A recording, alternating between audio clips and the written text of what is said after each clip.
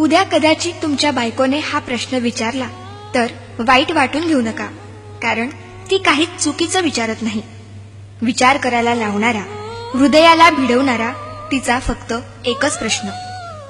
देह माझा हळद तुझ्या नावाची, हात माझा मेहंदी तुझ्या नावाची, भांग माझा सिंदूर तुझ्या नावाचा, माथा माझा बिंदिया तुझ्या नावाची, नाक माझे नथ तुझ्या नावाची, गळा माझा मंगळसूत्र तुझ्या नावाचे, मनगट माझे बांगड्या चुडा तुझ्या नावाचा, पाय माझे जोडवी तुझ्या नावाची, आणि हो, वडीलधाऱ्यांच्या पाया मी पडते आणि अखंड सौभाग्यवती भव, आशीर्वाद मात्र तुला.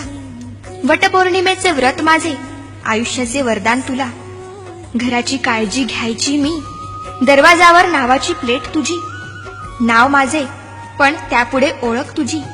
इतकंच काय, उदर माझे, रक्त माझे, दूध माझे आणि मुलं तुझ्या नावाची. माझं सगळंच तर तुझ्या नावाचं.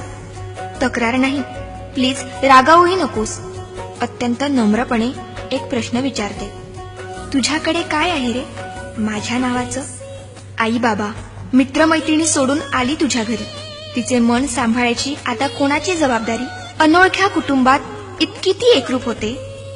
स्वतःची काही आवड होती हेच मुळी विसरून जाते. अशा तुझ्या पत्नीसाठी थोडासा बदलशील का?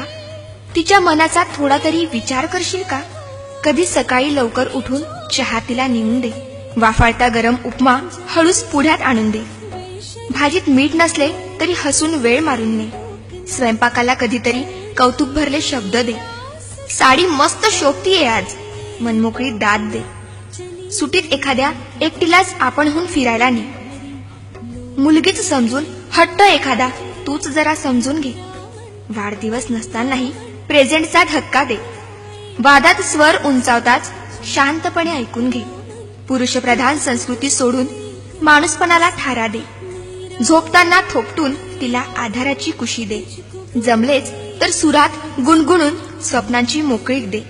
हातात हात घेतलास लग्नात, आता खरी साथ दे. नवरेपणा दूर टाकून विसावायला प्रेमळ खांदा दे.